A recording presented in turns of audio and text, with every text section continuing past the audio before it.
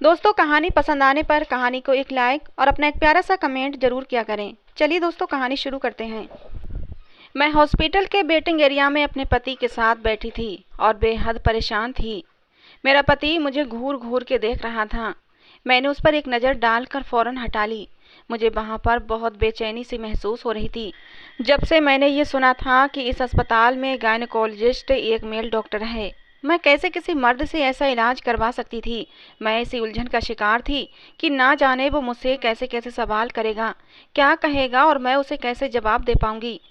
मैंने अपने पति से कहा भी था कि वो मेरा इलाज किसी लेडी डॉक्टर से करवा दे, लेकिन वो कहने लगा कि मैंने सुना है इस डॉक्टर के हाथ में जादू है। इसने आज तक जितने भी औरतों का इलाज किया है, एक बार भी उसे नाकामी नहीं हुई।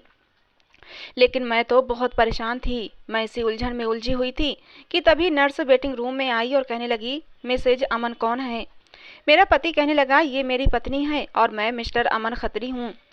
मैंने अमन का हाथ पकड़ लिया, वो भी मेरे साथ खड़ा हो गया। लेकिन नर्स ने कहा कि डॉक्टर सिर्फ पेशेंट को ही चेक करता है, पेशेंट के साथ किसी को भी अंदर जाने की अनुमति नहीं है। ये सुनकर तो मैं और भी ज़्यादा नर्वस होने लगी थी। मैं चाहती थी कि अमन मेरे साथ डॉक्टर के पास जाए। अमन ने मुझसे अपना हाथ छुड़वाया और मुझे समझाने लगा कि जाओ, डॉक्टर की हर बात ध्यान से सुनना और उसे सही सही जवाब देना। घबराने की कोई भी ज़रूरत नहीं है। लेकिन मैं बहुत परेशान थी। जो बात मैं एक लेडी डॉक्टर से कर सकती थी, किसी भी मेल से नहीं कर सकती थी। मुझे तो ये समझ नहीं आ रहा था कि आखिर गायनेकोलॉजिस्ट के तौर पर किसी मेल का यूं औरतों का इलाज करना कहाँ तक सही है। हालांकि बड़े बड़े शहरों में ये बातें गलत नहीं समझी जाती होंगी, लेकिन मैं गांव से संबंध रखती थी। लेकिन अब शादी के बाद अमन के साथ शहर में रहने लगी थी, लेकिन मेरा बैकग्राउंड गांव से ही था, इसलिए मैं बेहद झिझक रही थी।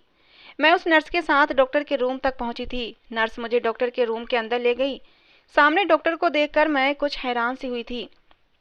इसके बारे में मेरे पति ने कहा था कि वो बहुत ही अनुभवी डॉक्टर हैं। आज तक उसके हाथ से कोई भी केस खराब नहीं हुआ। मेरे ख्याल से तो डॉक्टर को काफ़ी उम्रदराज होना चाहिए था, लेकिन ये तो एक नौजवान सा डॉक्टर था, यही कोई अमन की उम्र का। मुझे देखकर उसने मुझे सामने कुर्सी पर बैठने का इशारा किया। वो अपनी रिवॉल्विंग चेयर पर बैठा था, वो भी बड़े सुकून से पीछे को टेक लगाए। जैसे ही मैं उसके सामने रखी कुर्सी पर बैठी, तो उसने नर्स से कहा कि कमरे से बाहर जाओ, मुझे मरीज को चेक करना है। जैसे ही नर्स कमरे से बाहर जाने लगी तो डॉक्टर कहने लगा, दरवाज़ा अच्छे से लॉक करके जाना। ये सुनकर मेरा दिल और भी बेचैन हो उठा था। नर्स ने मुस्कुराकर दरवाज़ा लॉक किया और कमरे से बाहर चली गई। पहले तो उस डॉक्टर ने मुझे सर से पैर तक बड़े गौर से देखा। फिर जो सवाल उसने मुझसे किए, मैं तो सुनकर शर्म से ही पानी पानी होने लगी थी। डॉक्टर कहने लगा, शादी को कितने साल हो गए हैं? मैंने कहा, 5 साल। फिर पूछने लगा, पति से संबंध बनाते समय सहज रहती हो या असहज? मुझे समझ नहीं आ रहा था कि मैं इस सवाल का क्या जवाब दूं। शर्म की वजह से मैं नजरें झुका गई थी। डॉक्टर ने अगला सवाल किया, गर्भधारण करने के लिए कब से दवाइयों का इस्तेमाल कर रही हो? मैंने कहा, पिछले 1 साल से। क्या इससे पहले तुम कभी उम्मीद से हुई हो?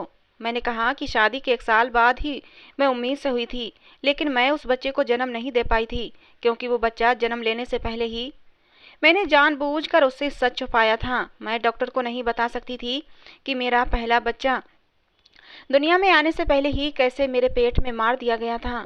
मेरी बात सुनकर वो डॉक्टर कहने लगा, अच्छा ठीक है। फिर थोड़ी देर बाद बोला कि आप सामने बेड पर लेट जाएं, मैं आपका चेकअप करना चाहता हूँ। ये सुनकर तो मेरे होश उड़ गए थे। मैंने कहा, मैं यूँ आपसे चेक नहीं करा सकती। मेरी बात सुनकर कुछ देर तक वो मुझे देखता रहा, फिर मुस्कुराने लगा। कहने लगा, क्यों? क्या आप नहीं जानती थी कि आप एक मेल डॉक्टर से इलाज करवाने आई हैं? मुझे लगा जैसे उसके शब्दों में तंज था। मैं नजरें झुका गई थी। मैंने कहा कि आपको यहाँ पर एक लेडी डॉक्टर को भी रखना चाहिए था। वो कहने लगा, आप मुझे सिखाएंगी कि मैंने अपने मरीज को कैसे देखना है और कैसे नहीं, और मुझे क्या करना चाहिए और क्या नहीं। वो कहने लगा, यहाँ आने वाली हर औरत का मैं ही चेकअप करता हूँ, उनमें से तो कभी किसी को कोई ऐतराज नहीं हुआ। अगर आपको इतना ही ऐतराज था तो आपको यहाँ आना ही नहीं चाहिए था। आप बेकार में मेरा टाइम खराब कर रही हैं।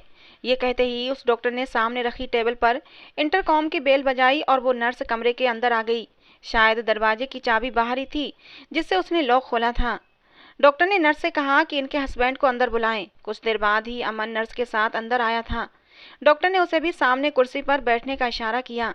डॉक्टर ने कहा कि आपकी मिसेज मेरे साथ बिल्कुल भी कोऑपरेट करने को तैयार नहीं है। ये कह रही हैं कि मुझे यहाँ पर एक लेडी डॉक्टर रखनी चाहिए थी। देखें, अगर आपने मुझसे इलाज नहीं करवाना था तो मेरा टाइम वेस्ट करने की क्या ज़रूरत थी। ये सुनकर अमन ने मुझे गुस्सीली नज़रों से देखा था। डॉक्टर कहने लगा कि आप इन्हें अपने साथ ले जा सकते हैं। पहले आप अपनी पत्नी का मन बनाएं कि उसे अपना इलाज मुझसे करवाना है या नहीं। जब ये दिल से राजी हो जाए तो फिर आप इन्हें लेकर आ सकते हैं। ये सुनकर अमन ने मुझे गुस्से से उठने का इशारा किया। मैं खामोशी से नजरें झुकाए कमरे से बाहर निकल आई। वापसी के पूरे रास्ते ड्राइव करते हुए अमन मुझे यही बातें सुनाता रहा कि पिछले 4 सालों से मैं तुम्हारा बहुत इलाज करवा चुका हूँ, लेकिन तुम प्रेग्नेंट नहीं हो पा रही हो और हर जगह से मुझे मायूसी ही हुई है। इस डॉक्टर की गारंटी है कि इसके इलाज से औलाद गारंटी से पैदा होती है और केस कभी भी खराब नहीं होता। इसीलिए मैं तुम्हें यहाँ लेकर आया था, लेकिन तुम्हारे तो नखरे शुरू हो गए हैं। आखिर चाहती क्या हो तुम? देखो, अगर तुम्हारी यही हरकतें रहीं तो मैं तुम्हें ज़्यादा बर्दाश्त नहीं करूँगा। मैं तुम्हें अपनी ज़िंदगी से निकाल दूँगा। मुझे हर सूरत अपने ख़ानदान के लिए वारिस चाहिए और तुम जानती हो कि मुझे एक बच्चे की सख्त ज़रूरत है। मुझे इसी साल अपनी खुद की औलाद चाहिए। अमन के मुंह से ये बातें सुनकर मैंने तड़प कर अमन की तरफ देखा था। मैंने कहा, अमन, शादी के कुछ महीने बाद ही मैं उम्मीद से हो गई थी। उस वक्त आपने मेरे साथ वो जुल्म क्यों किया था? आपने क्यों मेरा अबॉर्शन करवाया? सारी खराबी इसी वजह से हुई है। अगर मैं बच्चे को जन्म नहीं दे पा रही तो इसमें आपकी गलती है, मेरी नहीं। और अब आप चाहते हैं कि मेरा इलाज एक मेल डॉक्टर करे। मैं तो आज जैसे गुस्से से फट पड़ी थी। मैंने अमन से साफ कह दिया कि मुझे ऐसा इलाज किसी भी मेल डॉक्टर से नहीं करवाना। मेरी बात सुनकर अमन ने गाड़ी की स्पीड बहुत ज़्यादा बढ़ा दी थी। मेरा दिल पहले ही डरा हुआ था। मैं जानती थी कि वो गुस्से में ऐसा कर रहा है, इसीलिए मैं खामोश हो गई। खिड़की से बाहर देखने लगी। मुझे डर भी लग रहा था क्योंकि वो बहुत ही तेज गाड़ी चला रहा था। लेकिन अगर मैं उससे ये कहती कि मैं डर रही हूँ, गाड़ी की स्पीड स्लो करो, तो वो और भी ज़्यादा बढ़ा देता। वो ऐसा ही था, जिद्दी और अनापरस्त। इन 5 सालों में मैं उसे अच्छी तरह जान गई थी कि मेरा किसी बात पर भी ऐतराज़ उठाना अमन को गुस्सा दिला देता है और वो गुस्से में पागल हो जाता है। फिर उसे कुछ भी नज़र नहीं आता और मैं अमन का गुस्सा सहने के लिए मजबूर थी। इसके अलावा मेरे पास कोई दूसरा रास्ता नहीं था। मैं गांव से बिलोंग करती थी और एक बहुत ही गरीब परिवार से मेरा संबंध था। वैसे तो मैं अपने माँ बाप की इकलौती औलाद थी, लेकिन इकलौते बच्चों का जो लाड प्यार होता है वो मुझे नहीं मिला था। लाड प्यार भी बच्चों को तभी मिलता है जब घर में खुशहाली होती है। हमारे घर में तो मैंने हमेशा गरीबी ही देखी थी। जब मैं छोटी थी तो पापा का एक्सीडेंट हुआ था और उनके दोनों पैर उस एक्सीडेंट में चले गए थे। तब से वो किसी काम के नहीं रहे थे। मेरी माँ दूसरों के घरों में काम करती, तब घर में चूल्हा चलता था। पापा के अंदर जिंदगी जीने की उमंग खत्म हो चुकी थी। वो चारपाई पर पड़े पड़े अंदर ही अंदर कुढ़ते रहते थे और जब मैं 12 साल की हुई तो पापा इस दुनिया को अलविदा कह चुके थे। मेरी माँ तो पहले ही काम करती थीं, अब भी वो लोगों के घरों में काम करती और मुझे पाल रही थीं। 5th क्लास के बाद ही मैंने पढ़ाई छोड़ दी थी क्योंकि मुझे पढ़ाई में कोई दिलचस्पी नहीं थी।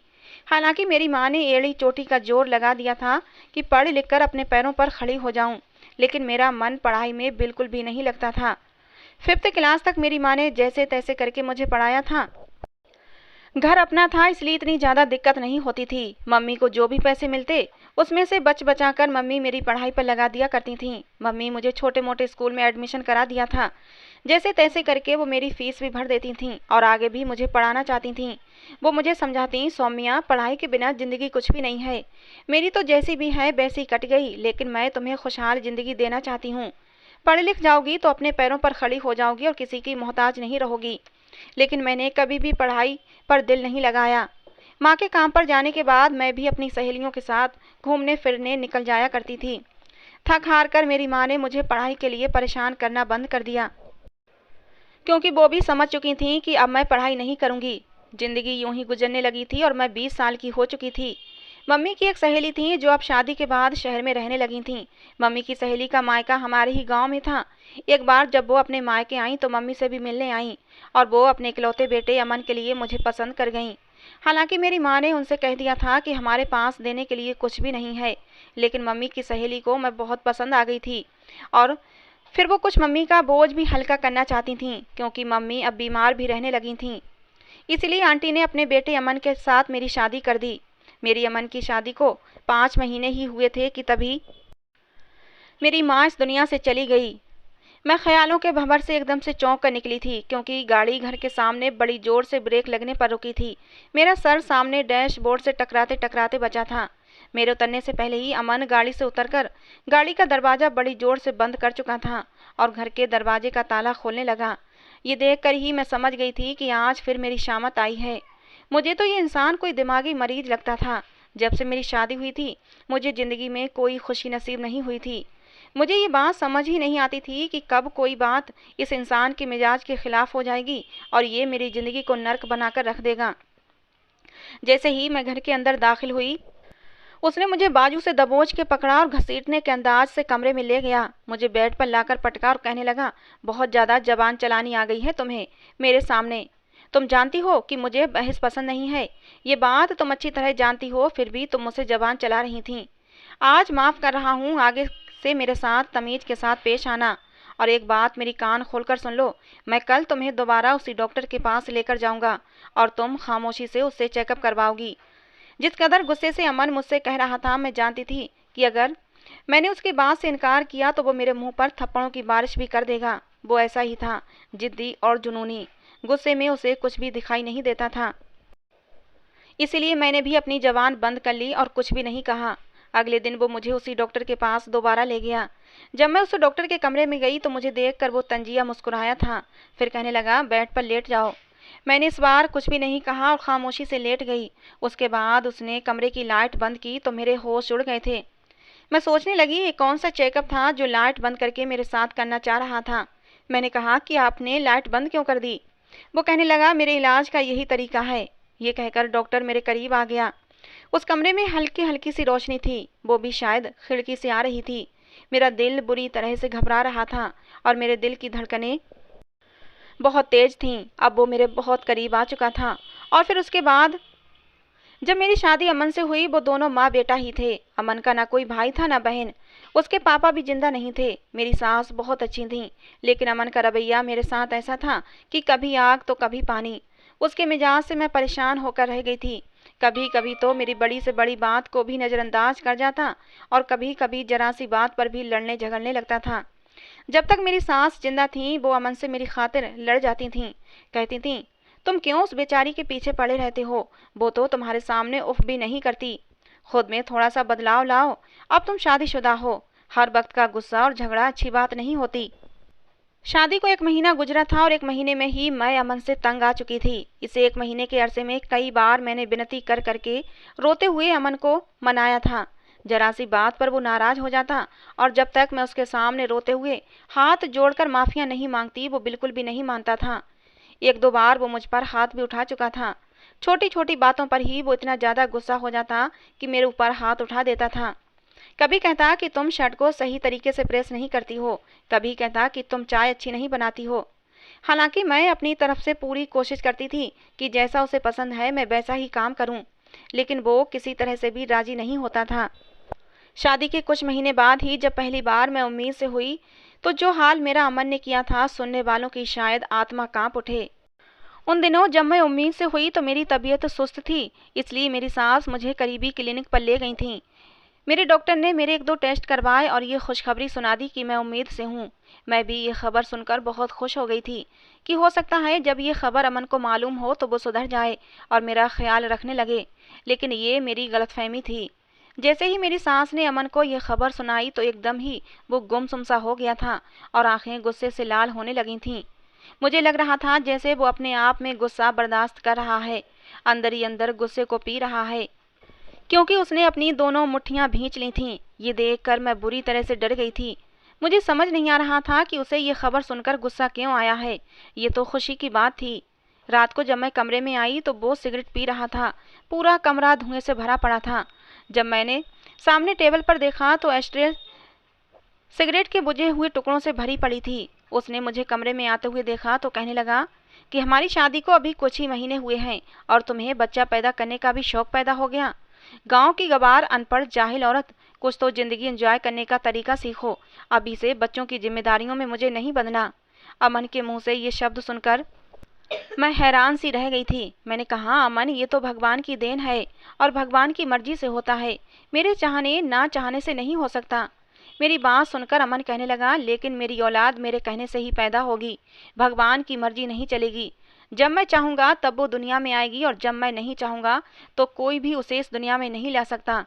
अमन की ज़बान से ऐसे शब्द सुनकर मुझे बहुत बुरा लगा था। वो कहने लगा कि अभी मुझे कोई बच्चा नहीं चाहिए, मैं 1 साल तक अपनी शादी को एंजॉय करना चाहता हूँ, वो भी अपने तरीके से। कल मैं तुम्हें अस्पताल लेकर जाऊँगा और तुम्हारा अबॉर्शन करा दूँगा। ये सुनकर मैं अचानक ही अमन की तरफ देखने लगी। मैंने कहा, अमन, मैं ये सब नहीं कर पाऊंगी, ये तो एक पाप है। जो बच्चा दुनिया में आया ही नहीं, मैं भला दुनिया में आने से पहले ही उसकी जान कैसे ले सकती हूँ। मैं इस बच्चे को जन्म देना चाहती हूँ। अमन गुस्से से कहने लगा, तुम होती कौन हो इस बात का फैसला करने वाली? मेरी औलाद है, इसका फैसला भी मैं ही करूँगा। मुझे उसे अभी इस दुनिया में नहीं लाना तो इसका मतलब हरगिज भी नहीं लाना। ये कहने के बाद उसने लैंप बंद किया और सो गया। पूरी रात मुझे नींद नहीं आई कि ना जाने अब वो क्या करेगा।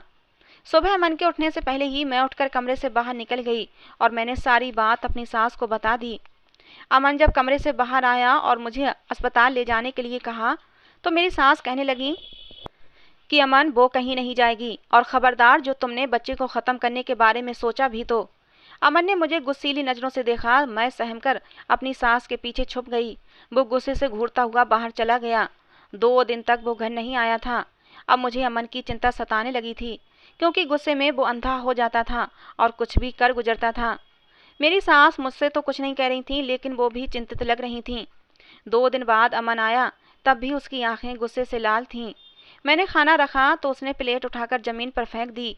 कहने लगा, मेरी नज़रों से दूर हो जाओ, मुझे अपनी शक्ल भी मत दिखाओ। मेरी सास भी ये सब तमाशा देख रही थीं। मुझसे कहने लगी, जाओ तुम अपने कमरे में जाओ। मैं अपने कमरे में चली गई और फूट फूट कर रोने लगी। मेरी सास बाहर अमन को बड़े प्यार से समझा रही थीं, लेकिन वो बिल्कुल खामोश था। मैं जानती थी कि उसकी खामोशी का मतलब क्या है। मैं सोच चुकी थी कि मैं अब उसकी बात पर कोई भी ऐतराज़ नहीं करूँगी। उसकी औलाद है, चाहे जिंदा रखे या मार डाले। जब मुझे ज़िंदगी यहीं अमन के साथ गुजारनी है तो फिर मैं अमन से लड़ झगड़ कर नहीं गुजार सकती थी। जैसे ही अमन कमरे में आया, इससे पहले कि मैं उससे ये सब कहती कि वो जो चाहता है कर ले, लेकिन उसने तो मेरी बात ही नहीं सुनी। उसने मेरा बाजू पकड़ा और मुझे ज़मीन पर धक्का दे दिया और फिर मेरे पेट पर ज़ोर ज़ोर से लातें मारने लगा। मैं चीखती रही, चिल्लाती रही। अमन कहने लगा कि मैंने बहुत आसानी से इस झंझट को ख़त्म करवाना चाहा था, लेकिन तुम भूल गई कि तुम मुझसे जिद करोगी तो तुम्हारा यही हाल होगा। अब मैं ऐसे ही इस झंझट को ख़त्म कर दूंगा। मेरी सास हमारे कमरे का दरवाज़ा बजाने लगी। मेरी चीखों से पूरा कमरा दहल उठा था और मेरी चीखों को सुनकर वो परेशान हो उठी थीं और रो रो कर दरवाज़ा बजा रही थीं। अमन की विनती कर रही थीं कि अमन प्लीज़ दरवाज़ा खोल दो, ये जुल्म मत करो। लेकिन अमन ने कमरे का दरवाज़ा नहीं खोला। उसने मुझे इतना मारा कि मैं बिल्कुल बेजान हो चुकी थी। मेरी चीखें इतनी तेज़ थीं कि आस पड़ोस के कई घर मेरी चीखें सुन रहे थे। मेरी सास कमरे के बाहर खड़ी रो रही थीं और कमरे का दरवाज़ा भी बजा रही थीं। अमन से कह रही थीं, अमन, भगवान के लिए ये जुल्म मत करो, दरवाज़ा खोल दो, ये तुम क्या कर रहे हो? लेकिन अमन ने दरवाज़ा नहीं खोला जब तक कि उसने मेरे अंदर नन्हे मुन्ने से वजूद को ख़त्म ना कर दिया। मेरी आंखों से आंसू बह रहे थे। अमन ने कमरे का दरवाज़ा खोला और फिर कमरे से बाहर चला गया। मेरी सास दौड़ती हुई मेरे पास आई, लेकिन मेरी हालत देखकर वो बुरी तरह से घबरा उठी थीं। मुझे लग रहा था कि आज मैं भी मर जाऊंगी। मेरा सांस उखड़ने लगा था। मेरी सास रोती हुई अमन के पास गई और हाथ जोड़कर बोली, भगवान के लिए इसे अस्पताल लेकर चलो। लेकिन वो तो पत्थर बना बैठा था। मेरी सास ने ही फ़ोन करके एम्बुलेंस को बुलाया और मुझे अपने साथ अस्पताल ले गई। 3 दिन तक मैं अस्पताल में रही और फिर उसके बाद मैं घर वापस आ गई थी। अमन ने मुझसे बातचीत बिल्कुल बंद कर रखी थी। मैंने भी अमन से कोई बातचीत नहीं की थी। जो कुछ भी अमन ने मेरे साथ किया था, मेरा दिल चाहता था कि मैं इस पत्थर दिल आदमी की शक्ल भी न देखूं। आज अपनी गलती का बुरी तरह एहसास हो रहा था। मैं अपनी माँ की बात मानकर कुछ पढ़ लिख जाती तो मुझे ये दिन नहीं देखना पड़ता। मैं इस पत्थर दिल आदमी की शक्ल भी नहीं देखती। इसे छोड़कर मैं कहीं भी कोई छोटी मोटी नौकरी कर लेती और अपनी ज़िंदगी गुजार लेती। लेकिन अब मैं लाचार थी, इस आदमी के टुकड़ों पर पल रही थी। मेरे सर पर हाथ रखने वाला न मेरा बाप था और ना मेरी माँ, और ना ही मेरे पास शिक्षा थी। और अमन मेरी इसी मजबूरी का तो फ़ायदा उठा रहा था। मेरी सास बहुत अच्छी थीं, वही मेरा ख्याल रख रही थीं, लेकिन वो भी बहुत बूढ़ी हो चुकी थीं, खुद भी कई बीमारियों में घिरी हुई थीं। एक दिन अमन खुद ही मुझसे बात करने लगा। मेरा दिल तो नहीं चाहता था कि मैं अमन से बात करूं, लेकिन फिर भी मैंने अपने दिल को समझाते हुए अमन से बातचीत करना शुरू कर दी थी। आखिर इसके अलावा दूसरा रास्ता भी क्या था? या तो अमन के साथ जिंदगी गुजारती या फिर वापस अपने मायके चली जाती, और मायके में तो मेरा कोई ठिकाना ही नहीं था। इसीलिए दिल पर पत्थर रखकर मैंने अमन से बातचीत करना शुरू कर दी थी। और जो कुछ हो चुका था, मैं जो खो चुकी थी, वो मुझे वापस नहीं मिल सकता था। 1 साल तक अमन मुझे ना जाने कौन कौन सी मेडिसिन खिलाता रहा, क्योंकि उसे बच्चा नहीं चाहिए था। इसी दौरान मेरी सास भी इस दुनिया से चली गई थी। उनके जाने से तो मुझे लगा जैसे मैं बिल्कुल अकेली हो चुकी हूँ। वो थीं तो मेरी फिर भी हिम्मत बनाती रहती थीं, और अमन तो ऐसा था जैसे कि अब आज़ाद हो चुका था, क्योंकि शायद पहले माँ के सामने कुछ नरमी से बात कर लेता था, लेकिन अब तो उसे खुली छूट मिल गई थी। अब तो आए रोज वो मुझ पर हाथ उठाता था, कभी बर्तन तोड़ देता तो कभी चीखता चिल्लाता। फिर एक दिन मुझसे कहने लगा कि अब मुझे बच्चा चाहिए। ये सुनकर मेरा दिल दुखी हो चुका था। मेरे अंदर से ये इच्छा ही खत्म हो चुकी थी कि मैं कभी माँ बनूं। जब अमन ने कहा कि मुझे बच्चा चाहिए, तो फिर उसने मुझे दवाएं खिलाना छोड़ दी थीं, लेकिन फिर भी मैं उम्मीद से नहीं हुई थी। 1 साल और बीत चुका था। फिर अमन मुझे एक लेडी डॉक्टर के पास लेकर गया। डॉक्टर ने कहा कि तुम्हारी पहली प्रेगनेंसी में तुम्हारे साथ कुछ ऐसी प्रॉब्लम्स हुई हैं जिसकी वजह से तुम कभी माँ नहीं बन सकोगी। मेरे पति ने मेरे साथ जो जुल्म और ज्यादती की थी, शायद इस वजह से भगवान ने ये खुशी मुझसे छीन ली थी। और फिर मुझ पर ये राज भी खुल गया कि अमन को औलाद क्यों चाहिए। असल में मेरी सास अपनी सारी जायदाद अमन के बजाय अपने पोते या पोती के नाम कर गई थीं कि अमन के जो भी औलाद होगी वही सारी जायदाद का असल हकदार होगा। जब तक अमन की कोई औलाद नहीं हो जाती, तब तक सारी प्रॉपर्टी सरकार के कब्जे में रहती और अमन को सिर्फ लिमिटेड खर्च दिया जाता। ये बात भी गुस्से में एक दिन अमन ने मुझसे लड़ते लड़ते कह दी थी, और मैं समझ गई थी कि उसे औलाद से दिलचस्पी नहीं है। उसे तो सिर्फ जायदाद चाहिए जो उसकी माँ ने अमन के आने वाली औलाद के नाम कर दी थी। और फिर इसे डॉक्टर के बारे में अमन को मालूम हुआ तो वो मुझे उसके पास ले गया। डॉक्टर अंधेरे कमरे में जब मेरे पास आया और मुझे एक इंजेक्शन लगाया, जिससे कि मैं होश की दुनिया से बेगाना हो चुकी थी। मैं नहीं जानती थी कि मैं कितने दिन तक बेहोश रही, लेकिन जब मुझे होश आया तो मैं उसी अस्पताल के एक प्राइवेट रूम में थी। मेरे हाथ पर ड्रिप लगी हुई थी। मुझे अपना शरीर बहुत ज़्यादा बेजान सा महसूस हो रहा था, लेकिन मुझे कुछ भी याद न था। कुछ देर बाद वही डॉक्टर कमरे में आकर फ़ोन पर किसी से बात कर रहा था। कह रहा था कि हाँ, सब काम ठीक ठाक हो चुके हैं। अरे, आपकी पत्नी उम्मीद से है और 9 महीने बाद वो एक बच्चे को जन्म भी देगी। ये सुनकर तो मेरा दिमाग चकरा कर रह गया था। आखिर मैं कब से इस अस्पताल में थी और कब से बेहोश थी, और मेरे साथ आखिर हुआ क्या था? मुझे तो कुछ भी याद नहीं आ रहा था। आखिर मेरे साथ क्या हुआ कि मैं बेहोशी की हालत में ही उम्मीद से हो चुकी थी? एक के बाद एक सवाल मेरे दिमाग में घूमने लगे। उस डॉक्टर ने जब मुझे होश में देखा तो मुस्कुराने लगा। कहने लगा, अब आपको कैसा महसूस हो रहा है? ठीक तो है ना आप? मैंने उसे गुस्से से देखा। मैंने कहा, अभी आपने किसके बारे में बात की? कौन उम्मीद से हो चुका है? डॉक्टर मेरी बात सुनकर मुस्कुराने लगा। बोला कि आप ही का ट्रीटमेंट कर रहा था, आपके पति की अनुमति से। मैंने कहा कि मैं कब से बेहोश हूँ, क्या किया है तुम लोगों ने मेरे साथ? जबकि मुझे तो लेडी डॉक्टर जवाब दे चुकी थी कि मैं कभी भी माँ नहीं बन सकती। वो कहने लगा, आप सिर्फ 3 दिन से ही बेहोश हैं। हमने आपके साथ टेस्ट ट्यूब बेबी की प्रक्रिया की है। आपके पति को औलाद चाहिए थी और वो एक नेचुरल तरीके से होना मुश्किल लग रही थी, इसीलिए ये सब किया, और वो हो गया जो आपका पति चाहता था। ये सुनकर मेरी आंखों से आंसू बहने लगे थे। ये कैसी अंधेर नगरी थी। मुझे अमन से अब नफरत सी महसूस होने लगी थी। वो अपनी बात मनवाने के लिए किस हद तक जा सकता था, मुझे इस बात का अंदाजा नहीं था, लेकिन उसके बाद जो हुआ उसे मैं भगवान का चमत्कार ही कह सकती हूँ। 9 महीने के बाद जब मैंने एक बेटे को जन्म दिया, जिस दिन मेरा बेटा पैदा हुआ, उस दिन अमन अपने ऑफिस में था। जब फोन पर डॉक्टर ने उसे ये खबर सुनाई तो वो रफ ड्राइव करते हुए अस्पताल पहुंच रहा था कि रास्ते में ही उसका एक्सीडेंट हो गया। उस बच्चे को 1 मिनट देखना भी उसके नसीब में नहीं था। वो उसी वक्त मर चुका था। अजीब बात है कि मुझे उसके मर जाने का कोई अफसोस न था। अमन जिस तरह की बातें करता था, यानी खुद को भगवान से भी ऊपर समझने लगा था। तो भगवान को ऐसे लोग बिल्कुल भी पसंद नहीं, क्योंकि जिंदगी और मौत पर सिर्फ भगवान का हक है।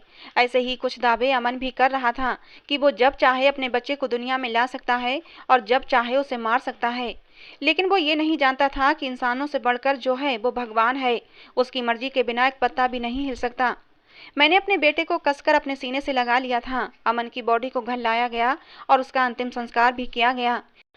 लेकिन मेरी ये आंख से एक आंसू भी नहीं निकला था। सब लोग इसे ये समझ रहे थे कि मुझे अमन की मौत का सदमा लग गया है, इसीलिए मेरी आंख से आंसू नहीं गिर रहा। लेकिन मुझे कोई सदमा नहीं लगा था। मुझे अमन के जाने का कोई दुख नहीं था। अमन के जाने के बाद जिंदगी धीरे धीरे रूटीन पर आने लगी थी।